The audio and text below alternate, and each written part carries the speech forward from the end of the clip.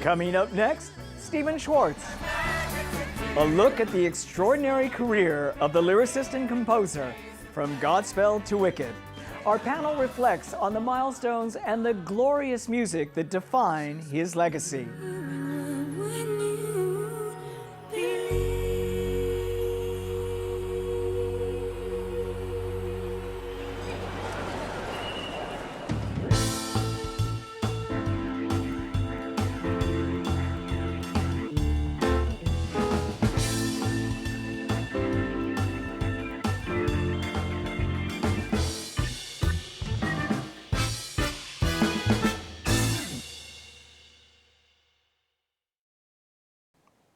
Hello, I'm Pacheco. Welcome to Theater All the Moving Parts.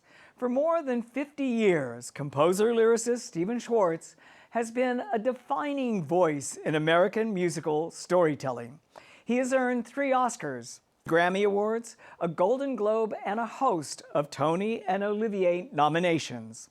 In 2015, he was honored with the Isabel Stevenson Tony Award for his industry service. Thank you very much. Fresh out of college, he stormed Broadway with a trio of shows, Godspell, Pippin, and The Magic Show, all running at the same time, an achievement few writers can claim so early in their careers. What followed was a body of work marked by bold experiments, cult favorites, commercial triumphs, and the kind of resilience a life in the theater demands. Shows like Working, Rags, and Children of Eden revealed an artist unafraid to reinvent himself. Later successes from Disney films like Pocahontas and The Hunchback of Notre Dame. Up there, living in the sun, give me one day up there. To the worldwide phenomenon of Wicked, cemented his place in the cultural imagination.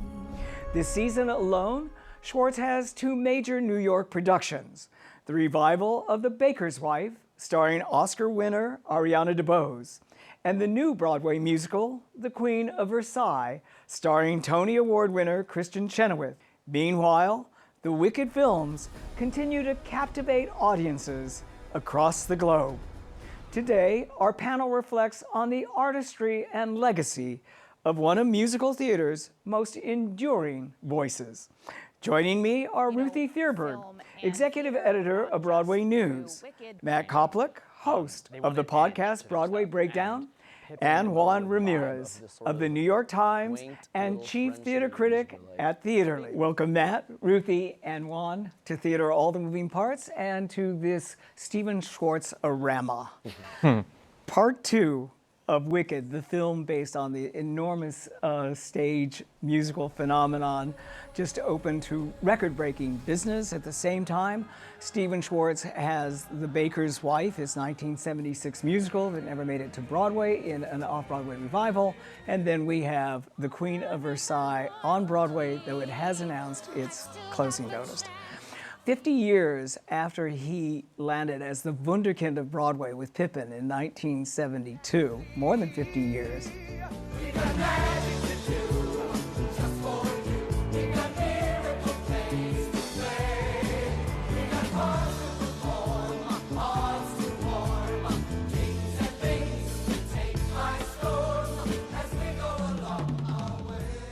How does his reputation as a theater composer fare at this point?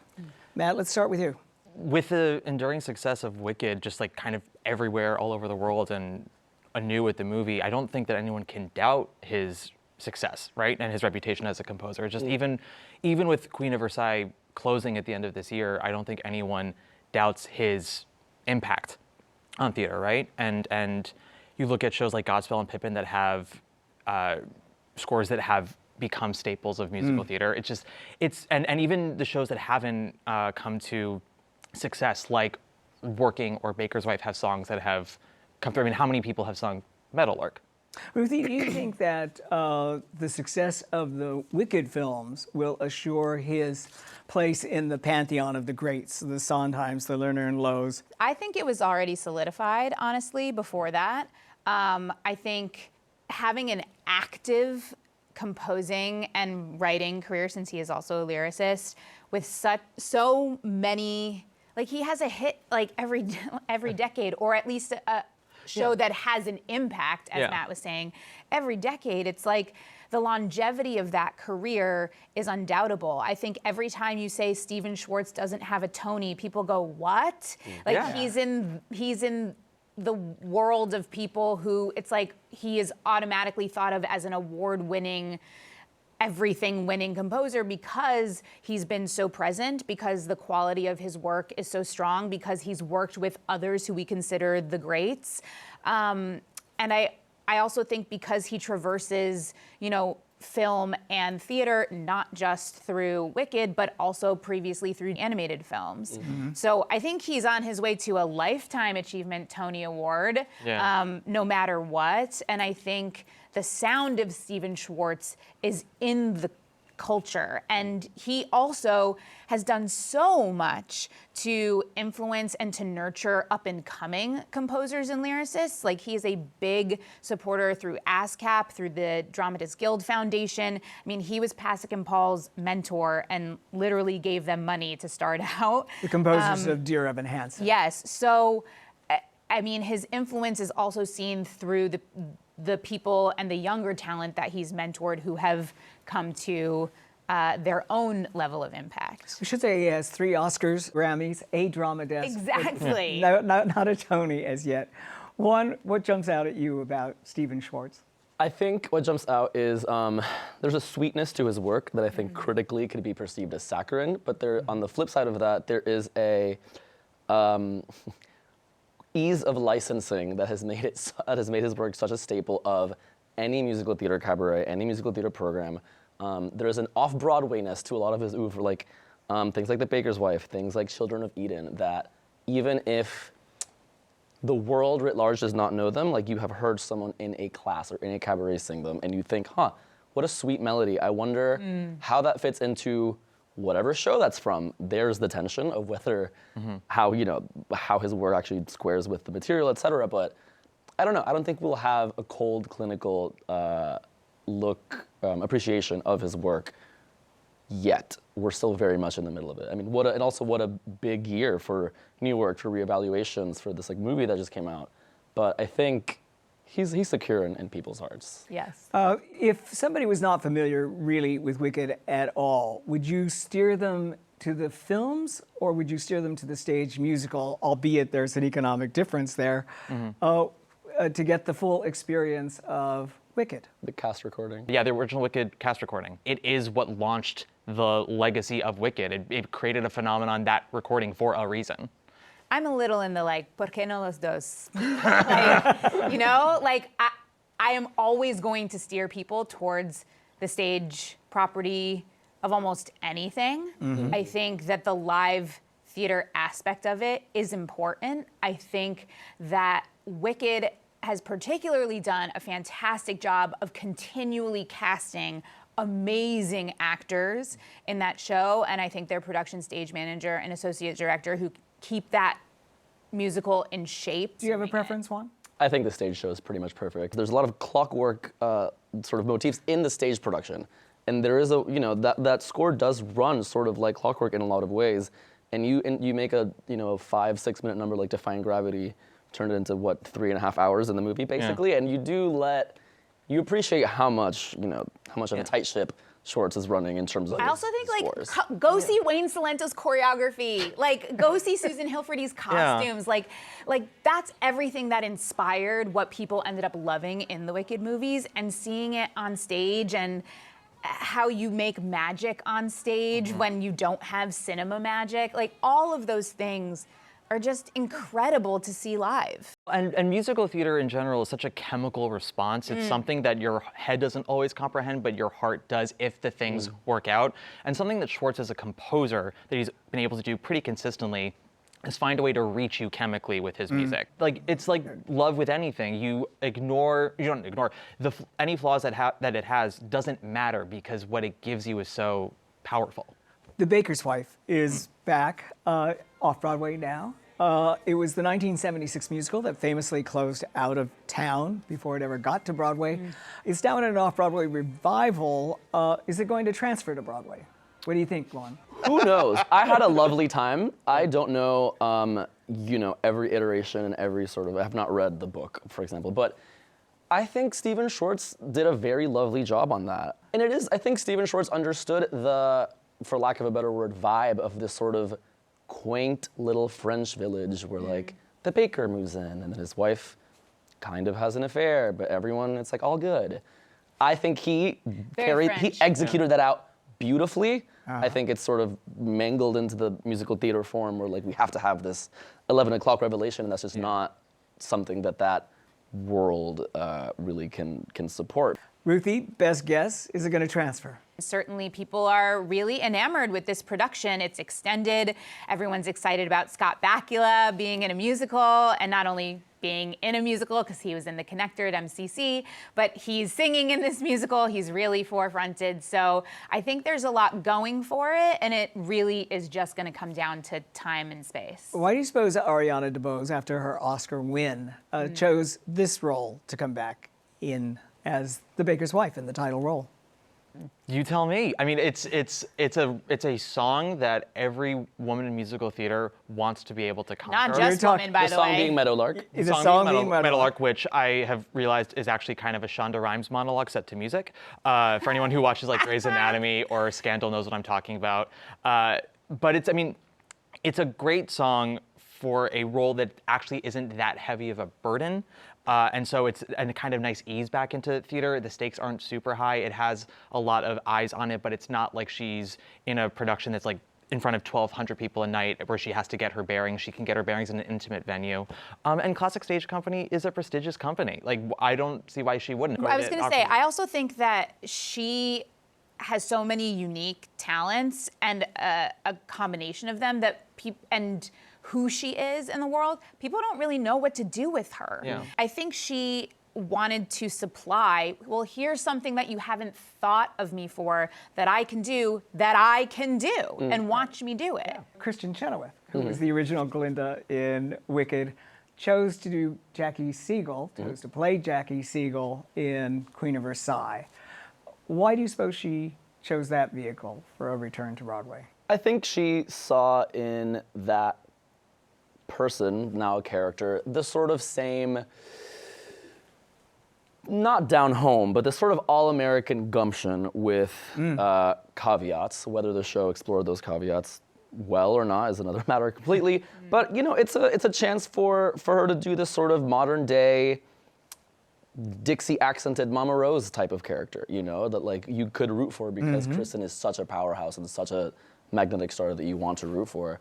It's a good analogy, the Madame Rose analogy as well. And I have to say that even though it did have its flaws, I thought that the score itself was very assured. It was a pastiche that he absolutely was able to do in a very top-notch way. America, you can have a second act, so despite the current trends, watch this time next year when I host the opening on Versailles. This is not the way that my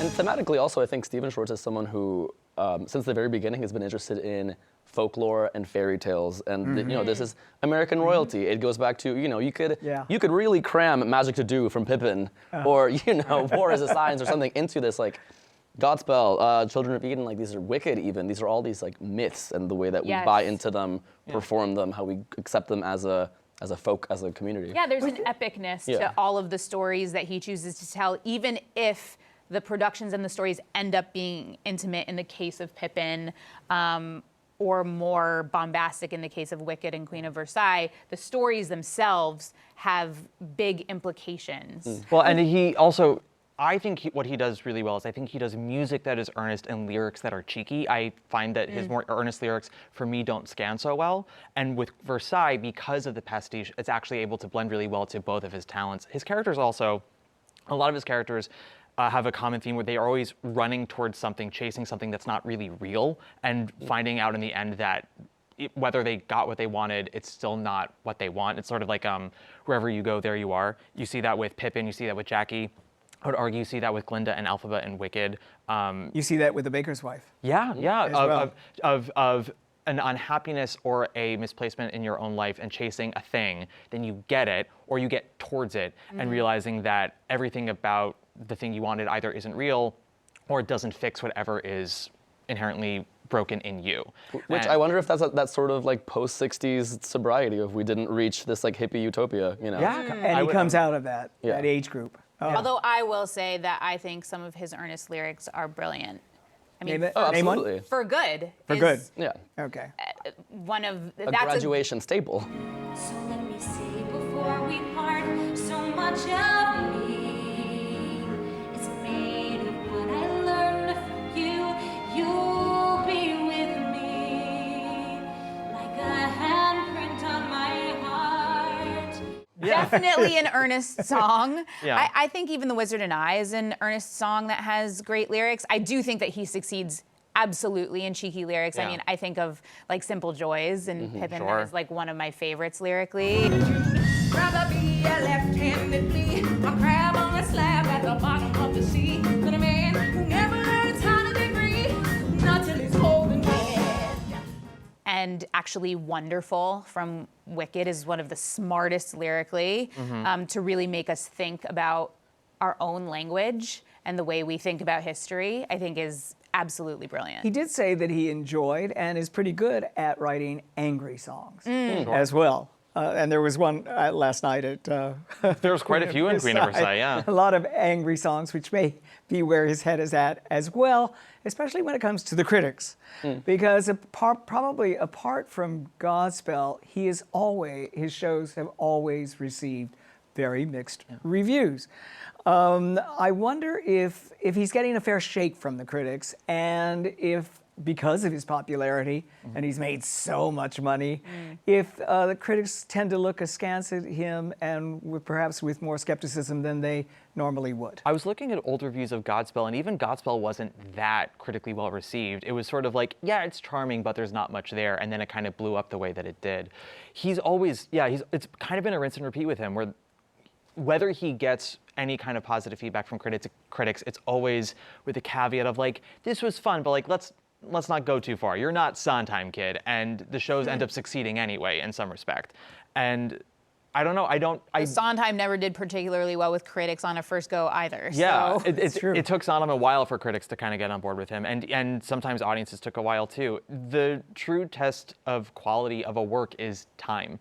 Children of Eden never came to Broadway, but you listen to that score and there is something there. Like it's both amazing and ridiculous, Children of Eden, because it's so epic in sound, but that's the 90s for you. It's about the biblical story of Adam and Eve, Cain and Abel, as well as Noah's Ark. Yeah, so shoved into talk a- about weighty themes. I also think in terms of critics, like people are skeptical of what is popular, not just critics, like everyone is skeptical of what is popular, and the idea of can popular also be quality, or is that an automatic sign that because it appeals to so many people, it lacks some certain level of artistry? I think that that's a false dichotomy, but I think that that's where some of the skepticism comes in. And then when you have a career, as long as someone like Stephen Schwartz, you are going to be compared to everything you've ever done before, as well as everything that's been done in the time in between. Right.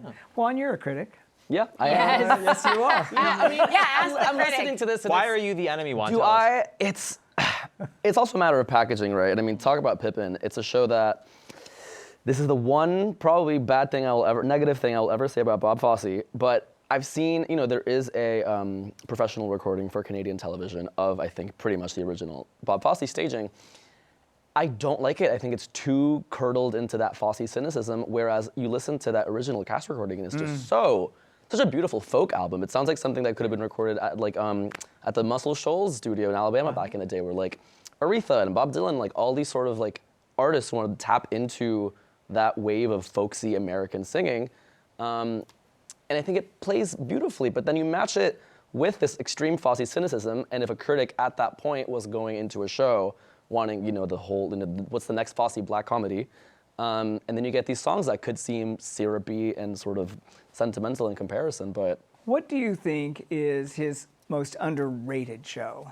Or to put it a different way, what show would you most want to see a revival of at this point, of his shows? Oh God. Underrated show or score? Well, you can do either one. Okay. You have a choice. I'm gonna go Matt. for score. And I'm gonna say and I want to say it's underrated, but the one that's probably not listened to much is Children of Eden. It is a very epic score. It is, again, it's a show that sometimes can get a little ridiculous, but I don't care. I think that's part of its charm, and I would love to see a big old production of it. I think everyone should hear songs like "Let There Be" and "Spark of Creation" and "World Without You" and Lost in the Wilderness. Lost in the Wilderness, yes. Generations, like those are songs that I want a full theater to hear and respond to. Well, that's all right if you're a kind of crustacean. But when you're born with an imagination, sooner or later you're feeling the fire gets hotter and higher. The spark of creation.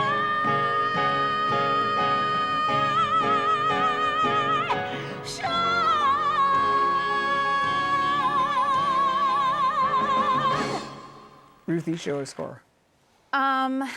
I guess since I've never seen a production of Children of Eden and I have only been able to listen to the album, I would love to see a production of that and see what it is like to realize that world.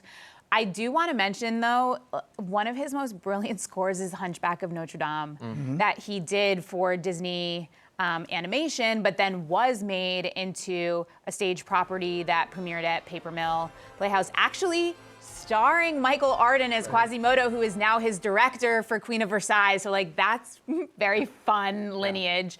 It should be noted and we that Alan Menken did write most of the music for Alan Menken and Stephen Schwartz wrote the score for the animated film, and then Stephen Schwartz wrote songs for the stage musical of Notre Dame. Right, and I think it's just so epic and like this amazing mix of like, to call it pop is weird, but like contemporary leaning pop and then true like chamber opera music. Ecclesiastical as well. Yeah, yes, yes. And I also got to throw in like, come on, Pocahontas, Just Around the River Bend, and Colors of the Wind are some of the most brilliant songs ever written. We should say about Children of Eden is that talk about popular reach, it is in the top 20 of all licensed productions around the world. So, Juan, show or score?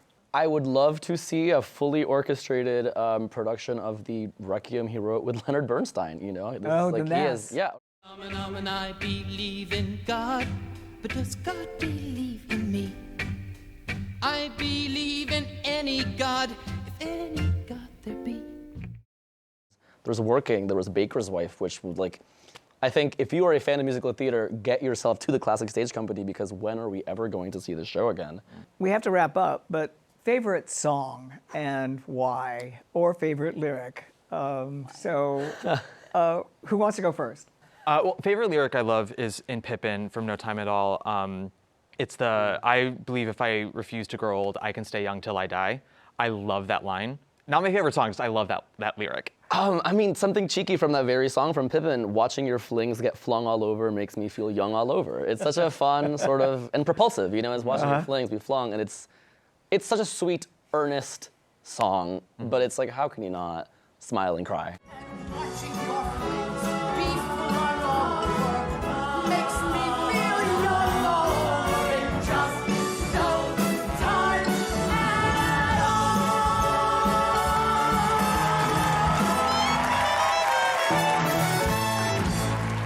Ruthie. This is torture. Smile and cry. This is torture, Patrick. I mean, Favorite song? one of the lyrics that just reverberates in my head over and over is from Wonderful. It's all in which label is able to persist. Think about that constantly. I really do.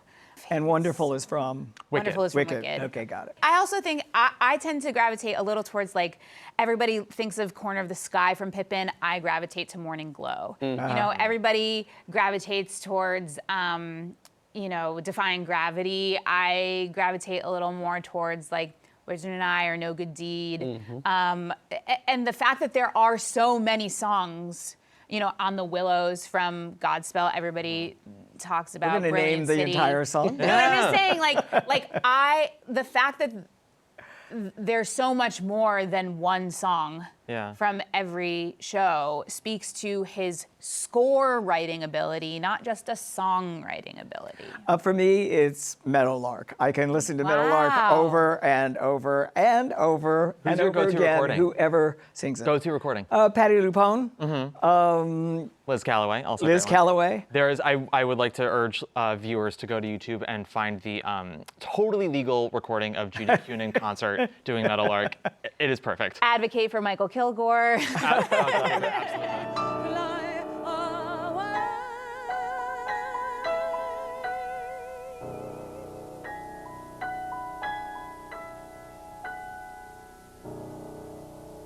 And we walk away to say goodbye, my beautiful young man.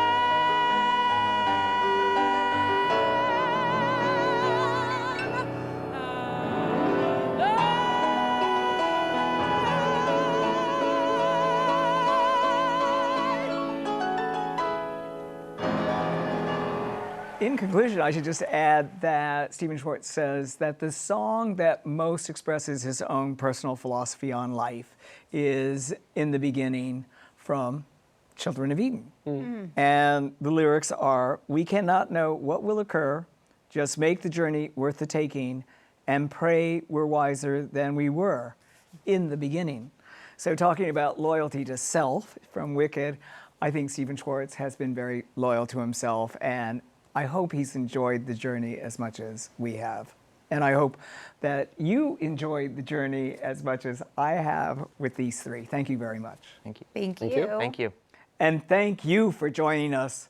We look forward to bringing you more fascinating conversations with creative talents who live and work only to astonish us. Be sure to download the new CUNY TV app to watch all of our exciting and provocative shows, also available on YouTube. I'm Patrick Pacheco.